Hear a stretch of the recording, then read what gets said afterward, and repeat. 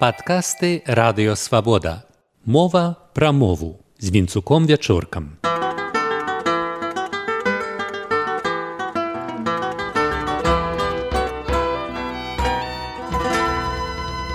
Вітаю, шаноўнае спадарства. 21 лютага адзначаецца Міжнародны дзень матчынай мовы. Менавіта матчынай мовы, па-ангельску International Mother Language Day. І ў мове, з якой звязаны пачатак традыцыі, у бенгальскай мова называецца матчына. Чуваць корань матрі, мацярынскі, агульны для ўсіх моваў індаеўрапейскай сям'і. Мы ўжо разважалі пра асаблівасць беларускага выразу матчына мова, супольнага для многіх моваў свету, ад ангельскай ці гішпанскай да бенгальскай і кітайскай. Але на расейскую ён не перакладаецца з захаваннем вобразнасці, што пацвярджаюць нашыя вулічныя апытанні. Матчына мова? Не ведаю. Матчына родная? Не знаю. Матчына мова? Мацярынская рэч, наверное, так? Міжнародны дзень матчынай мовы ушаноўвае памяць студэнтаў 3 універсітэтаў гораду Дака, цяперашняй сталіцы Бангладеш, якія ў 1952 годзе выступілі за прызнанне бенгальскай мовы як дзяржаўнай у тагачасным усходнім Пакістане і былі расстраляныя пакістанскай паліцыяй.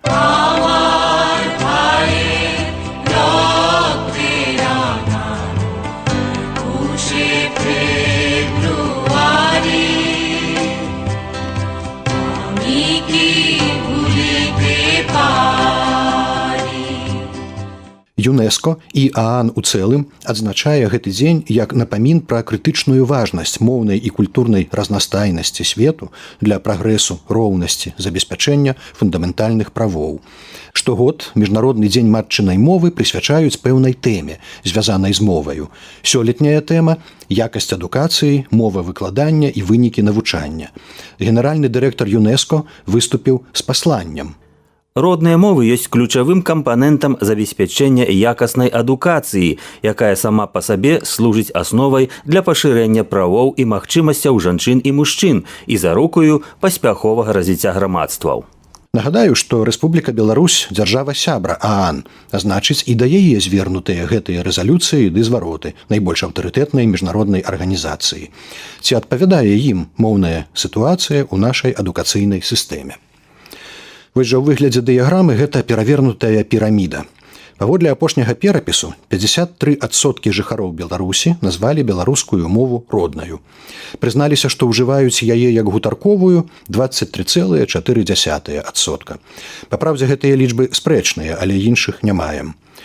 Паводле Нацыянальнага статыстычнага камітэту у перадапошнім навучальным годзе у дзіцячых садках па-беларуску выхоўваліся толькі 10% дзяцей.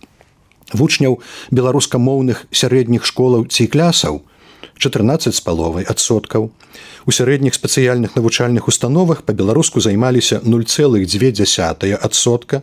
300 чалавек са 129 тысячаў.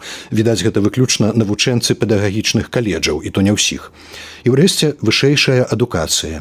На беларускай мове навучаліся 300 студэнтаў. Гэта 0,1% ад агульнай колькасці 363 тысячы чалавек.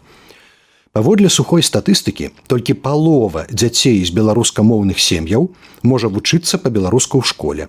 І сярод гэтых нешматлікіх вучняў толькі 1 з 450 зможа прадоўжыць навучанне па-беларуску ва ўніверсітэце.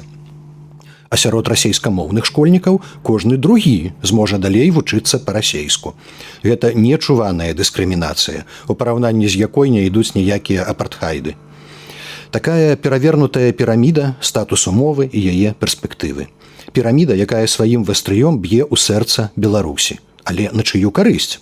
Шчыры адказ я знайшоў у працах Александра Арэф'ева, намесніка дырэктара Цэнтру сацыялагічных даследаванняў Міністэрства адукацыі і навукі Расейскай Федэрацыі. Сацыёлаг б'е трывогу з прычыны таго, што расейская мова імкліва траціць міжнародны статус. Але ёсць і выключэнні з трывожных, на ягоную думку, тэндэнцыяў.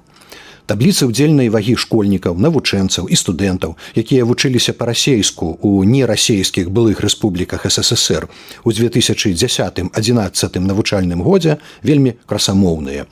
Тут скажу толькі пра вышэйшую адукацыю. Паводле заніжаных, шчыра кажучы, звестак, якімі карыстаўся расейскі аўтар, у тым навучальным годзе па-расейску ў беларускіх ВНУ вучыліся 90,4%. Ва ўкраіне 10, у Грузіі 0,9, у Эстоніі 8, у Літве 1,5%. З іншага боку, у Кіргізіі 96%, у так званым Прыднястроўі 95%, а в Абхазіі і Паўднёвай Асетыі па 100% ПТВшнікаў і студэнтаў вучыліся па-расейску.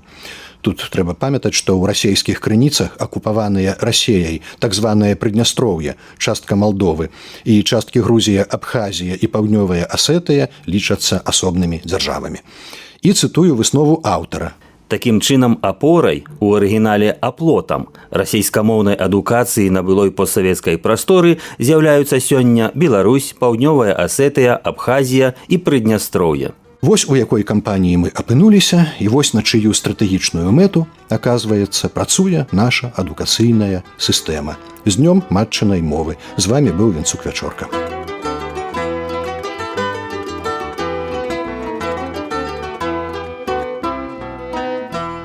Вы слухали падкаст «Радыё Свабода». Усе падкасты «Свабоды» ў інтэрнэце на адрасе свабода.орг. Штодня, у любы час, у любым месцы, калі зручна вам. свабода.орг.